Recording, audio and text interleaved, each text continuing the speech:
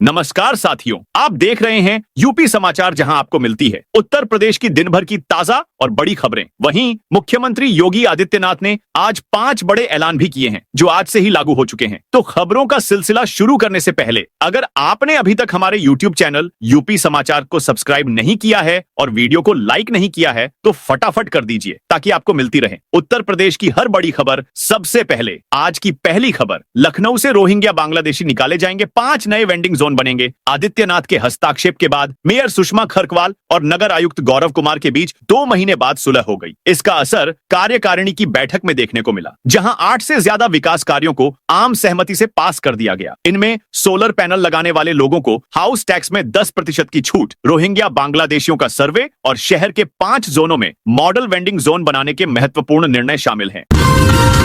योगी सरकार ने बदला बुजुर्गों वाली पेंशन का सिस्टम, 65 लाख लोगों को फायदा मिलेगा। यूपी में अब लोगों को वृद्धावस्था पेंशन के लिए भटकना नहीं पड़ेगा। योगी सरकार बड़ा बदलाव करने जा रही है। जो बुजुर्ग पेंशन बनवाने तहसील से लेकर जिलाधिकारी दफ्तर तक भटकते थे, उन्हें अब सरकार खुद फोन करेगी और पूछेगी, आपकी आयु 60 साल की हो गई है, क्या आप वृद्धावस्था पेंशन लेना चाहते हैं? सहमति देने पर एक आसान प्रक्रिया के बाद पेंशन बन जाएगी। इस नई व्यवस्था से करीब 65 लाख से अधिक बुजुर्गों को फायदा मिलेगा। इस नई व्यवस्था को फैमिली आईडी, एक परिवार एक पहचान के तहत राष्ट्रीय वृद्धावस्था पेंशन योजना लागू की जाएगी। पेंशन योजना में शामिल किया गया है। सीएम योगी आदित्यनाथ की अध्यक्षता में शुक्रवार को होने वाली कैबिनेट बैठक में पेंशन भुगतान करने का प्रस्ताव पेश किया जाएगा। अगर आपको ये खबर अच्छी लगी हो तो वीडियो को लाइक जरूर करें, ताकि हमें और बेहतर खबरें लाने का हौसला मिले। आपका एक लाइक हमें और प्रेरित करता है। यूपी की ताजा खबरों के लिए लाइक और सपोर्ट जरूर करें।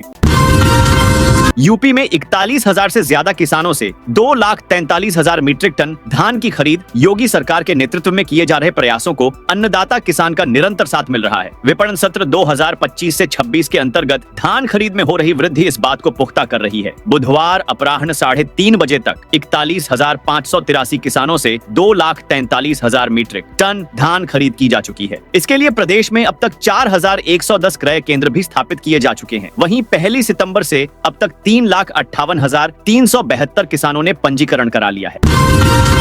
यूपी में परिवहन विभाग का नया व्हाट्सएप चैटबॉट मुख्यमंत्री के कुशल मार्गदर्शन में प्रदेश के आम नागरिकों की सुविधा को सर्वोच्च प्राथमिकता देते हुए परिवहन विभाग ने एक महत्वपूर्ण डिजिटल पहल की है। विभाग ने व्हाट्सएप आधारित चैटबॉट सेवा के माध्यम से अब लोग घर बैठे ही परिवहन संबंधी अनेक सेवाओं एवं सूचनाओं का लाभ सहजता और पारदर्शिता के साथ प्राप्त कर सकते हैं।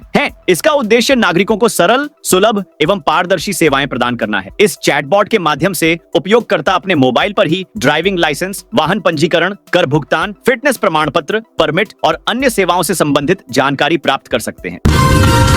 दुधवा नेशनल पार्क के पास बनेगा वेलनेस केंद्र। दुधवा राष्ट्रीय उद्यान के पास अत्याधुनिक वेलनेस पर्यटन केंद्र का निर्माण किया जाएगा। लखीमपुर खीरी के चंदन चौकी गांव में 5 एकड़ क्षेत्रफल में होलिस्टिक वेलनेस टूरिज्म थीम पर विशेष आवासीय पर्यटन इकाई विकसित की जाएगी। पर्यटन मंत्री जयवीर सिंह ने बताया कि यह पहल दुधवा को केवल वन्यजीव प्रेमियों का प्रमुख गंतव्य ही नहीं, बल्कि स्वास्थ्य, प्रकृति और शांति की तलाश में आने वाले पर्यटकों के लिए भी एक आदर्श अनुभव केंद्र बनाएगा। 22 सूत्रीय योजना से विकसित होगी यूपी की खेती। वर्ष 2047 में उत्तर प्रदेश को विकसित राज्य बनाने के लक्ष्य में योगदान के लिए कृषि विभाग 22 सूत्रीय योजना पर काम करने जा रहा है। कृषि मंत्री सूर्य प्रताप शाही ने गुरुवार को इन 22 संकल्पों की जानकारी दी। उन्होंने कहा कि कृषि क्षेत्र में लागत घटाने, उत्पादन बढ़ाने और किसानों की आय में वृद्धि के लिए विभिन्न स्तरों पर काम होगा।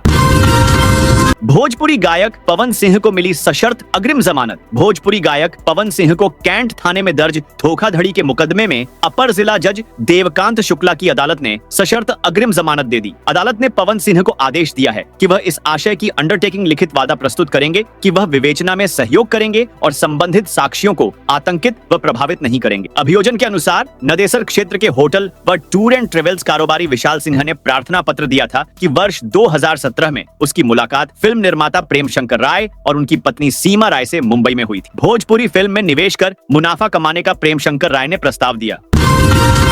उत्तर प्रदेश में बिजली उपभोक्ताओं को बड़ी राहत। नेवर पेड, कभी बिजली बिल नहीं जमा करने वाले उपभोक्ता और लांग अनपेड, लंबे समय से बिल नहीं देने वाले उपभोक्ताओं को सरकार बड़ी राहत देने जा रही है। 1 दिसंबर से बिजली बिल राहत योजना शुरू की जाएगी, जिसमें ऐसे उपभोक्ता यदि एक बार में पूरा बकाया जमा करते हैं तो उन्हें बकाये पर ब्याज सरचार्ज में 100% छूट के साथ ही मूलधन में भी 25% की छूट मिलेगी। मंत्री धर्मपाल बोले, मिलावटखोरों पर होगी सख्त कार्रवाई। उत्तर प्रदेश के पशुधन एवं दुग्ध विकास मंत्री धर्मपाल सिंह गुरुवार को बाराबंकी दौरे पर पहुंचे। इस दौरान पत्रकारों ने उनसे जिले में शुद्ध दूध डेयरी पर हाल ही में हुई छापेमारी और अनियमितताओं को लेकर सवाल किए। मंत्री ने स्पष्ट किया कि सरकार मिलावटखोरों को किसी भी कीमत पर बख्शेगी नहीं। अलीगढ़ में वंदे मातरम को लेकर हेडमास्टर से भिड़ा टीचर। अलीगढ़ में बेसिक शिक्षा विभाग में काम करने वाले एक सहायक अध्यापक को सस्पेंड कर दिया गया है। आरोप है कि उन्होंने स्कूल में वंदे मातरम का विरोध किया। वह स्कूल की हेडमास्टर और अन्य शिक्षकों से यह कहते हुए भिड़ गया कि यह हमारे मजहब के खिलाफ है, हम वंदे मातरम के नारे नहीं लगा सकते। स्कूल में मुस्लिम बच्चे भी पढ़ते हैं। शिक्षकों ने इसकी शिकायत विभागीय अधिकारियों से की। ब्लॉक शिक्षा अधिकारी मौके पर पहुंचे और शिक्षकों के बयान लिए। शिकायत सही पाए जाने पर बीएसए ने आरोपी शिक्षक को सस्पेंड कर दिया। शमशुल हसन के खिलाफ स्कूल के सहायक अध्यापक की तहरीर पर रोरावर थाने में मुकदमा दर्ज कर लिया गया है। देव दीपावली पर आतंकी हमले की साजिश का था इनपुट। दिल्ली में ब्लास्ट की घटना के बाद एनआईए की जांच में सामने आया कि वाराणसी भी निशाने पर था। देव दीपावली पर आतंकी हमले की साजिश का इनपुट मिलने के बाद से ही केंद्रीय सुरक्षा एजेंसियां सक्रिय थीं। एनआईए की टीम 2 दिनों तक वाराणसी में डेरा डाले रही। गंगा घाटों पर नो फ्लाई जोन घोषित था। लाल किला ब्लास्ट मामले में गिरफ्तार आरोपियों से पूछताछ के आधार पर प्राप्त इनपुट के बाद से सुरक्षा और भी तगड़ी कर दी गई है। आतंकियों के मॉड्यूल में वाराणसी के प्रमुख मंदिर और गंगा घाट थे। ब्लास्ट की घटना ने केंद्रीय सुरक्षा एजेंसियों के कान खड़े कर दिए हैं। अखिलेश से मिलने पहुंचे सपाइयों को धक्के मारकर निकाला। बरेली के भेड़ी से सपा विधायक अताउर रहमान की बेटी की गुरुवार को शादी हुई। इसमें सपा प्रमुख अखिलेश यादव भी पहुंचे। उन्होंने दूल्हा दुल्हन को आशीर्वाद दिया। इस दौरान अखिलेश यादव से मिलने पहुंचे सपा कार्यकर्ताओं को सुरक्षा कर्मियों ने धक्के मारकर मैरिज हॉल से बाहर निकाल दिया। इस दौरान अखिलेश ने कहा कि भाजपा वाले भूमाफिया हैं, इतना महंगा सोना और जमीन वहीं ले रहे हैं। और तो और ये भाजपा के लोग तो भगवान से भी ऊपर हैं। देखिए ना, इकाना स्टेडियम भगवान का नाम है, उसका नाम बदल दिया गया। सहारनपुर में एटीएस का 2 अस्पतालों में छापा। दिल्ली ब्लास्ट के बाद यूपी में एजेंसियां एक्शन मोड में हैं। एटीएस और पुलिस की टीम ने गुरुवार शाम करीब 4 बजे सहारनपुर के 2 अस्पतालों पर रेड मारा है। दोनों अस्पतालों का संबंध कथित आतंकी डॉक्टर आदिल अहमद से है। टीम में जम्मू कश्मीर, हरियाणा पुलिस, एटीएस के करीब 20 जवान शामिल हैं। डॉक्टर आदिल की शादी में कौन कौन शामिल हुआ था, किन मरीजों का इलाज किया, कौन कौन मिलने आता था, ऐसे तमाम सवालों के जवाब लिखित में लिए गए हैं।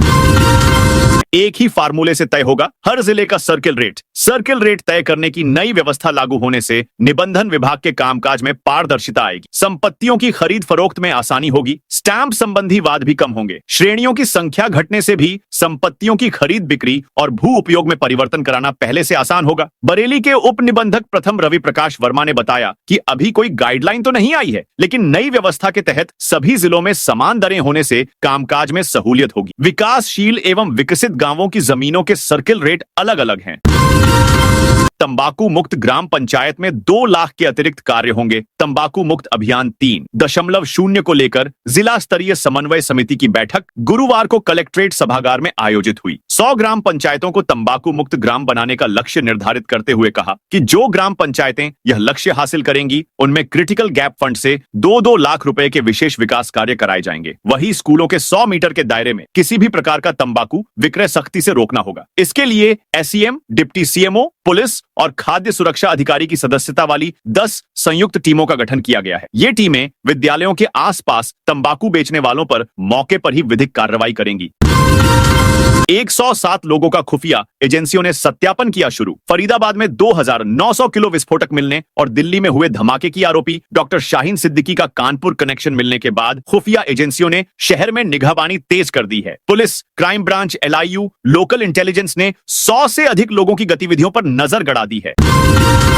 अयोध्या में राम मंदिर ध्वजारोहण को लेकर सतर्कता बढ़ी। अयोध्या में 25 नवंबर को श्री राम जन्मभूमि मंदिर में होने वाले ध्वजारोहण कार्यक्रम की तैयारी तेज हो गई है। प्रधानमंत्री नरेंद्र मोदी राम मंदिर के शिखर पर ध्वजारोहण करेंगे। इसे देखते हुए प्रशासन और पुलिस विभाग पूरी तरह सक्रिय हो गया है। पूरे शहर को जोन और सेक्टरों में बांटा गया है। तैयारियों को लेकर गुरुवार को अधिकारियों की एक अहम बैठक हुई, जिसमें महत्वपूर्ण बिंदुओं पर अधिकारियों ने चर्चा किया।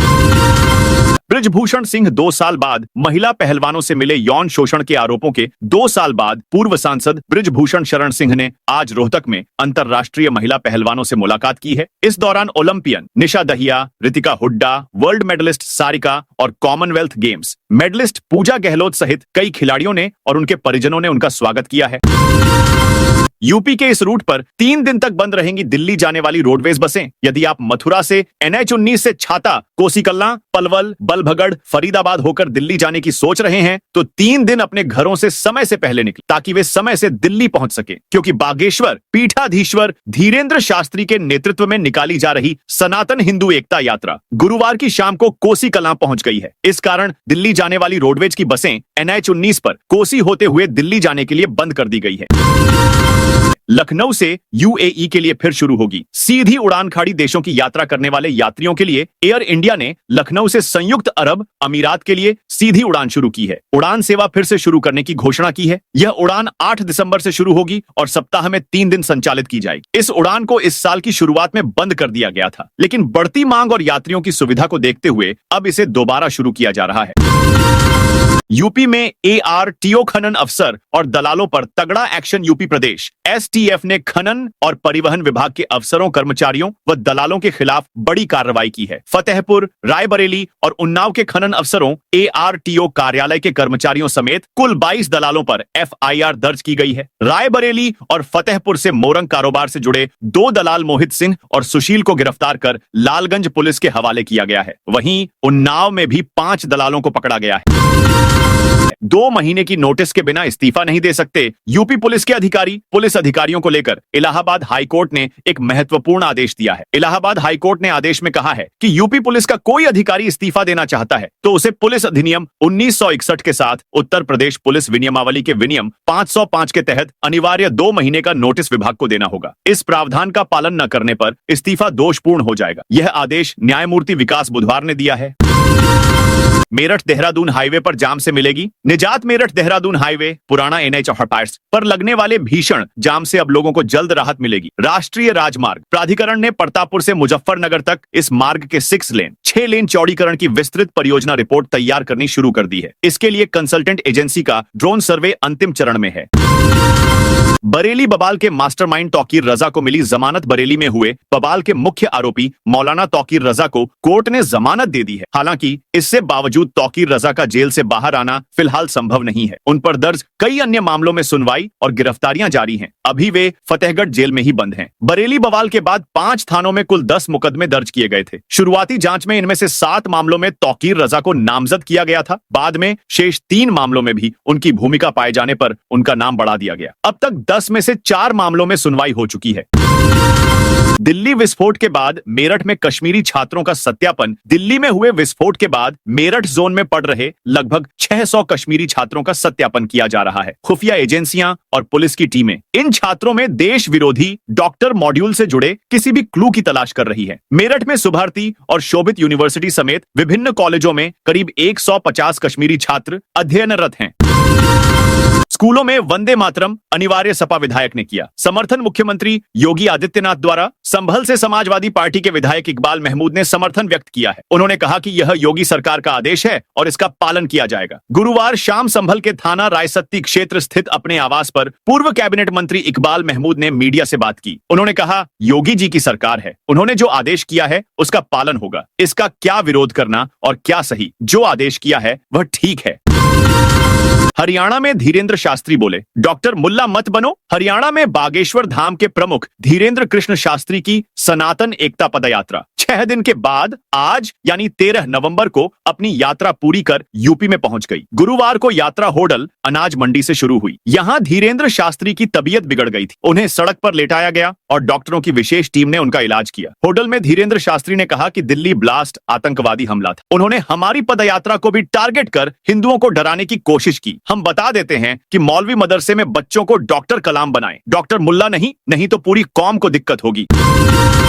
यूपी के 85 गांव को लेकर महत्वपूर्ण बैठक। लखनऊ से उन्नाव के बीच 85 गांवों के मास्टर प्लान को आखिरकार मंजूरी दे दी गई। कानपुर के यूपीसीडा मुख्यालय में हुई यूपीसीडा बोर्ड की 49वीं बैठक में इसकी स्वीकृति दी गई। इसके साथ ही पूर्ववर्ती लीडा में अधिसूचित 30,767 हेक्टेयर क्षेत्रफल में सुनियोजित विकास का रास्ता साफ हो गया। इसमें औद्योगिक भू उपयोग 32% निर्धारित किया गया है, जिससे भारी निवेश की संभावनाएं बढ़ गई हैं। अपर मुख्य सचिव अवस्थापना एवं औद्योगिक विकास आलोक कुमार की अध्यक्षता में हुई इस बैठक में कई अहम फैसले लिए गए। सबसे पहले लखनऊ और उन्नाव के बीच 85 गांवों का मास्टर प्लान रखा गया, जो वर्ष 2041 तक के लिए तैयार किया गया है।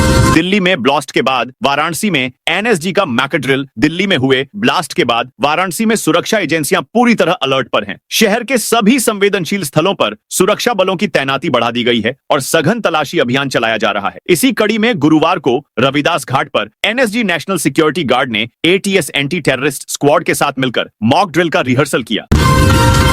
कौशांबी डीएम ने मंडी सचिव का वेतन रोका। कौशांबी जिलाधिकारी डॉक्टर अमित पाल ने गुरुवार को नवीन मंडी अंजुआ स्थित धान क्रय केंद्र का औचक निरीक्षण किया। इस दौरान उन्होंने किसानों के भुगतान में देरी और 6 नवंबर को केंद्र बंद पाए जाने पर नाराजगी व्यक्त। जिलाधिकारी ने मंडी सचिव का 1 दिन का वेतन रोकने का निर्देश दिया। बीजेपी पार्षद ने मेयर विनोद अग्रवाल को कॉलर पकड़कर खींचा। मुरादाबाद में सरदार वल्लभ भाई पटेल की 150वीं जयंती के अवसर पर भाजपा की ओर से शहर में निकली एकता पद यात्रा में लात घूंसे चल गए। फोटो खिंचाने को लेकर हुई धक्का मुक्की के बीच मेयर विनोद अग्रवाल ने नामित पार्षद और शहर भाजपा के मीडिया प्रभारी राजीव गुप्ता को थप्पड़ मार दिया। जवाब में राजीव ने भी मेयर का कॉलर पकड़कर खींच लिया। इसके बाद पदयात्रा में जमकर हंगामा हुआ। पार्षद राजीव गुप्ता ने दैनिक भास्कर से कहा कि मेयर ने उनका कॉलर पकड़ा था तो उन्होंने भी उसी भाषा में इसका भरपूर जवाब दिया। राजीव गुप्ता ने दावा किया है कि उनके मोबाइल में मेयर का कॉलर पकड़े जाने की तस्वीरें भी हैं। गंगा एक्सप्रेसवे से जुड़ेगा Noida airport. Noida international airport को गंगा एक्सप्रेसवे से जोड़ने वाले प्रस्तावित 74 किलोमीटर लंबे लिंक एक्सप्रेसवे के अलाइनमेंट डिजाइन तैयार होगी। उत्तर प्रदेश एक्सप्रेसवे औद्योगिक विकास प्राधिकरण और यमुना एक्सप्रेसवे औद्योगिक विकास प्राधिकरण ने गुरुवार को परियोजना के 20 किलोमीटर लंबे हिस्से की अलाइनमेंट पर अहम बैठक की। ये हिस्सा वायाइडा क्षेत्र से होकर गुजरेगा। अधिकारियों के अनुसार इसकी विस्तृत डिजाइन कार्य शुरू कर दिया जाएगा। डॉक्टर मुजम्मिल को भी सहारनपुर लाना चाहता था अदील आतंकी संगठन। जैश ए मोहम्मद से जुड़ा डॉक्टर अदील का वेस्ट यूपी आना एक बड़े प्लान का हिस्सा था। वह सहारनपुर को जैश ए मोहम्मद का नया ठिकाना बना रहा था। उसका इरादा यहां रिक्रूट कमांड सेंटर बनाने का था। वह लोगों का ब्रेन वॉश कर आतंकी संगठन से जोड़ने की मुहिम चला रहा था। सिंचाई विभाग में लापरवाही देख भड़के मंत्री स्वतंत्र देव सिंह उत्तर प्रदेश सरकार के जल शक्ति मंत्री स्वतंत्र देव सिंह ने रायबरेली के सिंचाई विभाग कार्यालय का औचक निरीक्षण किया। यह निरीक्षण शाम 4:25 पर शुरू हुआ, जिसमें विभाग के कई कर्मचारी अनुपस्थित पाए गए। मंत्री स्वतंत्र देव सिंह ने अधीक्षण अभियंता सुशील यादव के साथ मिलकर कार्यालय के विभिन्न विभागों का दौरा किया और आवश्यक दस्तावेजों की गहनता से जांच की। गाजीपुर में 3 दिन विद्युत आपूर्ति रहेगी। बाधित गाजीपुर में 132 केवी अंधू उपकेंद्र पर आवश्यक मेंटेनेंस कार्य के कारण विद्युत आपूर्ति 3 दिनों तक प्रभावित रहेगी। यह कार्य 15 से 17 नवंबर तक प्रतिदिन सुबह 9 बजे से दोपहर 2 बजे तक किया जाएगा। उपखंड अधिकारी ट्रांसमिशन ई सुरेंद्र कुमार सिंह ने बताया कि इस दौरान 33 केवी मैन बस बार के कंडक्टर बदले जाएंगे और सीटी जंक्शन बॉक्स को भी बदला जाएगा। इस मेंटेनेंस से उपकेंद्र की व्यवस्था सुदृढ़ होगी और भविष्य में विद्युत आपूर्ति अधिक सुचारू रूप से संचालित हो सकेगी।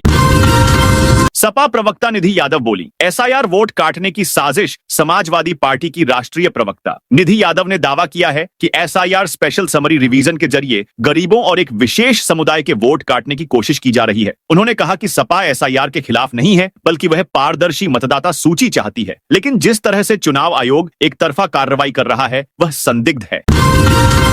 अखंड हिंदू राष्ट्र मोर्चा की राष्ट्रीय महापंचायत 16 नवंबर को होगी। अखंड हिंदू राष्ट्र मोर्चा के राष्ट्रीय अध्यक्ष डॉक्टर गंगाराम तिवारी ने घोषणा की है कि 16 नवंबर को तहसील स्थित शहीद स्मारक स्थल पर एक राष्ट्रीय महापंचायत का आयोजन किया जाएगा। इस महापंचायत का मुख्य उद्देश्य विभिन्न राष्ट्रीय मुद्दों पर चर्चा करना है। डॉक्टर तिवारी ने महापंचायत के उद्देश्यों पर प्रकाश डालते हुए कहा कि भारत की वर्तमान स्थिति चिंताजनक है। थाना प्रभारी ने दुकानदारों को जड़े थप्पड़। लखनऊ में सड़क पर लगी दुकानें अंदर करवाने पहुंचे थे। लखनऊ के बाजार का एक सीसीटीवी फुटेज सामने आई है। इसमें अमीनाबाद के थाना प्रभारी सुनील कुमार आजाद दुकानदारों को मारते हुए दिख दे रहे हैं। बताया जा रहा है कि प्रभारी इंस्पेक्टर रास्ता खुलवाने के लिए निकले थे। इस दौरान जो दुकानदार सामने आता गया उसको मारते गए। प्रयागराज जंक्शन से 8,000 से ज्यादा टिकट रद्द। प्रयागराज से दिल्ली जाने वाली ट्रेनों में बीते 2 दिनों में 30,000 से ज्यादा आरक्षित टिकट रद्द हुए हैं। सिर्फ प्रयागराज जंक्शन से ही 8,000 से अधिक टिकटों का कैंसिलेशन दर्ज किया गया है। दिल्ली में हुए कार धमाकों के बाद सबसे ज्यादा प्रभाव प्रयागराज से दिल्ली जाने वाली ट्रेनों पर पड़ा है। है। बागपत में सीएम सामूहिक विवाह योजना। बागपत में मुख्यमंत्री सामूहिक विवाह योजना के तहत 300 जोड़ों का विवाह संपन्न कराया जा रहा है। यह कार्यक्रम इंद्रदेव इंस्टीट्यूट में आयोजित किया गया है, जिसमें 200 हिंदू और 100 मुस्लिम परिवारों के जोड़े शामिल हैं। इस पहल से नवदंपतियों को नया जीवन मिला है, जिसके लिए उन्होंने मुख्यमंत्री का आभार व्यक्त किया। बागपत के जिलाधिकारी अस्मित लाल ने बताया कि कार्यक्रम की सभी तैयारियां पूरी कर ली गई हैं और विवाह समारोह शुरू हो गए हैं। उन्होंने कहा कि इस कल्याणकारी योजना का पूरा लाभ नव दंपतियों को दिया जा रहा है। सुरक्षा व्यवस्था सुनिश्चित करने के लिए कार्यक्रम स्थल पर पर्याप्त पुलिस बल भी तैनात किया गया है।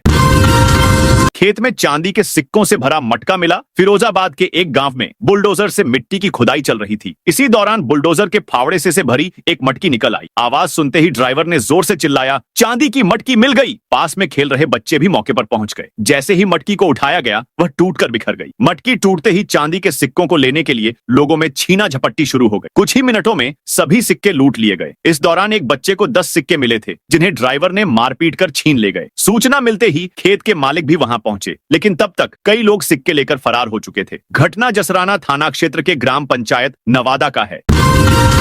बड़े शहरों को लेकर प्लान बनाएगी योगी सरकार। इन्वेस्ट यूपी ने ग्राउंड ब्रेकिंग सेरेमनी GBC 5 के सहारे देश के बड़े राज्यों और शहरों के निवेशकों को लाने की तैयारी शुरू कर दी है। इन्वेस्ट यूपी देश की आर्थिक राजधानी मुंबई और IT हब वाले शहरों हैदराबाद व बेंगलुरु शहर के बड़े और नामचीन कंपनियों को यूपी में निवेश का न्योता देगी। इसके लिए इन शहरों में कार्यक्रम भी आयोजित किए जाएंगे। सुप्रीम कोर्ट का निर्देश पर सड़कों से हटाए जाएंगे मवेशी। जौनपुर में आवारा मवेशियों के कारण हर महीने सड़क दुर्घटनाएं होती हैं, जिनमें वाहन चालकों की जान चली जाती है। दिन हो या रात, हाईवे पर बड़ी संख्या में मवेशी देखे जा सकते हैं। अस्पताल, स्कूल और अन्य सार्वजनिक स्थानों पर भी जानवर अक्सर जमा रहते हैं, जिससे लोग चोटिल होते हैं। हाल ही में सुप्रीम कोर्ट ने सड़कों और हाईवे पर खुले घूम रहे मवेशियों को लेकर सख्त टिप्पणी की है। सर्वोच्च कोर्ट ने सरकार को तत्काल इन पशुओं को हटाने का निर्देश दिया। इस निर्देश के बाद जिले में पड़ताल की गई, जिसमें लगभग सभी थाना क्षेत्रों की सड़कों पर छुट्टा पशुओं की भरमार मिली। अस्पतालों, बस स्टैंडों, खेल परिसरों और रेलवे स्टेशनों पर भी आवारा कुत्ते देखे गए। अलीगढ़ में 65,000 स्ट्रीट लाइटें होंगी। ऑटोमेटिक अलीगढ़ के नगर निगम क्षेत्र में आने वाली 65,000 स्ट्रीट लाइटें होंगी। ऑटोमेटिक लाइटें अब ऑटोमेटिक होने जा रही हैं। इन्हें जलाने और बंद करने के लिए किसी कर्मचारी की जरूरत नहीं पड़ेगी। लाइटें सुबह अपने आप बंद हो जाएंगी और शाम होते ही खुद ही जल उठेंगी। वहीं इनके खराब होने की जानकारी भी अधिकारियों को तुरंत मिलेगी। इसके ऑटोमेशन का काम फिरदौस नगर से शुरू हो गया है। मौलाना कारी इसहाक बोले, पड़ोसी मुल्क पाकिस्तान भारत का अमन बिगाड़ रहा। सोशल मीडिया के बढ़ते प्रभाव पर देवबंदी उलेमा और जमीयत दावतुल मुस्लिमीन के संरक्षक मौलाना कारी इसहाक गोरा ने बड़ा बयान दिया है। उन्होंने कहा, सोशल मीडिया अब समाज की ताकत बन चुका है, लेकिन अफसोस की बात है कि युवा इसका इस्तेमाल सही दिशा में नहीं कर रहे हैं। हाल के दिनों में हुई आतंकी घटनाओं का जिक्र करते हुए मौलाना गोरा ने कहा, दिल्ली ब्लास्ट, पहलगाम और पुलवामा की घटनाओं की जितनी निंदा की जाए उतनी कम है। हमें हमेशा याद रखना चाहिए कि हमारा पड़ोसी मुल्क पाकिस्तान भारत की अमन और सलामती नहीं चाहता। उसकी नजर हमेशा हमारे देश पर टेढ़ी रही है। बरेली में राज्यपाल ने मेधावी विद्यार्थियों को गोल्ड मेडल दिए। बरेली के महात्मा ज्योतिबा फुले रुहेलखंड विश्वविद्यालय में गुरुवार को 23वां दीक्षांत समारोह आयोजित किया गया। कार्यक्रम की मुख्य अतिथि उत्तर प्रदेश की राज्यपाल और विश्वविद्यालय की कुलाधिपति आनंदीबेन पटेल रहीं। समारोह में 111 शोधार्थियों को PhD की उपाधि और 54 टॉपर्स को स्वर्ण पदक से सम्मानित किया गया। 22 संकल्पों से यूपी के कृषि क्षेत्र को बनाएंगे विकसित। आजादी के 100 साल पूरे होने पर विकसित भारत व उत्तर प्रदेश बनाने में कृषि क्षेत्र का अहम योगदान होगा। तब तक यूपी की अर्थव्यवस्था को $6 ट्रिलियन बनाने का लक्ष्य रखा गया है और इसमें कृषि क्षेत्र का योगदान $1 ट्रिलियन होगा। यह जानकारी योगी सरकार में कृषि मंत्री सूर्य प्रताप शाही ने दी। उन्होंने कहा कि इस लक्ष्य को पूरा करने को कृषि विभाग ने 22 संकल्प लिए हैं। तो दोस्तों, यह थी आज उत्तर प्रदेश के सभी जिलों की दिन भर की ताजा और बड़ी खबरें।